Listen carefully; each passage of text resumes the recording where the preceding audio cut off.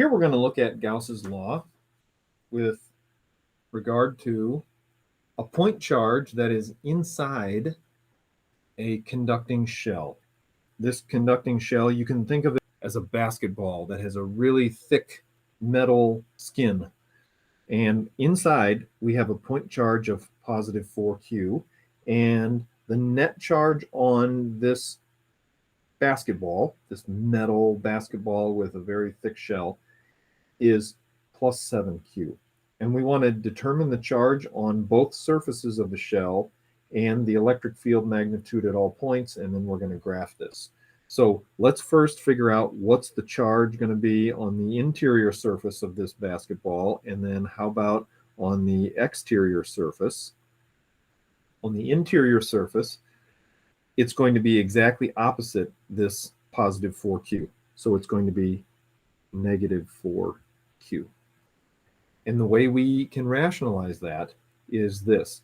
I won't draw this in, but if we were to draw a Gaussian sphere inside here, we know that the electric field in the interior of any conductor in electrostatic equilibrium is 0. And if the electric field is 0, that must mean that the net charge that's inside of that is 0. And the only way for the net charge to be 0 is for this interior surface to be exactly oppositely charged to what that is.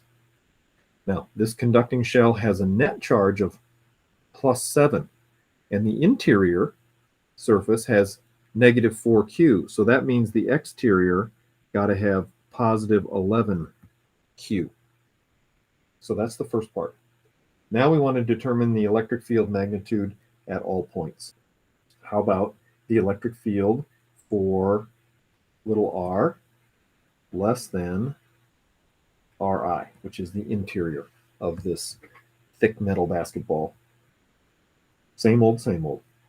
The charge that's enclosed divided by epsilon naught is equal to surface integral of E dot dA. The charge that's enclosed, so let me go ahead and draw that Gaussian surface in there. I'll draw it right there. This is a Gaussian sphere. It's not a circle, it's a sphere. That's what we're talking about right there. There's the Gaussian sphere where little r is less than Ri. What's the amount of charge in there? It's 4q. The electric field has an equal magnitude at each of those points, which means we can just simply integrate dA. And when you integrate dA, you get A. And what's the surface area of a sphere? 4 pi little r squared. That the electric field is equal to Q divided by pi epsilon naught r squared, which comes out to exactly kq over r squared, where q in that case is equal to the 4q that we have here.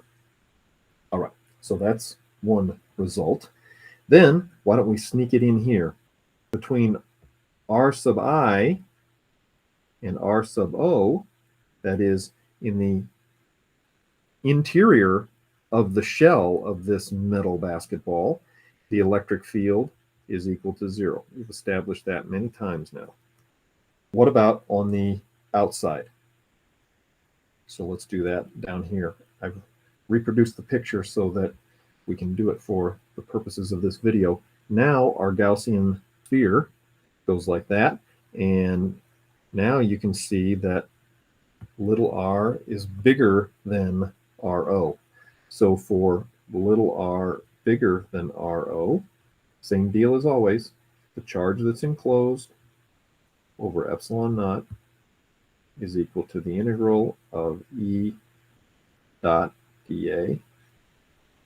Now what's the charge that's enclosed? Again, there are a couple of ways you could look at this. You could say, well, you've got positive 4q there and a net charge of plus 7q there, so that's positive 11q. That's one way to look at it. Let me scoot back up to the drawing that I have at the top of my page. The other way you could look at it is this. There's a positive 4q in the inside, and then the inner surface here has negative 4q, but then the outer surface has plus 11q, and that all adds up to positive 11q. Either way you look at it, this numerator on the left side is 11q. The electric field magnitude is equal everywhere, so we end up just integrating the area, and the area, whenever you use a sphere, is 4 pi r squared. So the electric field magnitude is 11q over 4 pi epsilon naught r squared. All right, now it wants us to graph our results. Let's see if we can do that here in the space that we still have available. So let's put some dimensions in here. We've got Ri is the interior radius, and then Ro is the exterior radius. Here's our electric field here. Here's R. And between Ri and Ro, the electric field equals 0. So I'll make a nice thick line here. And let's kind of designate that. Hey, the electric field equals 0 on the inside of this metal basketball that is enclosing this point charge.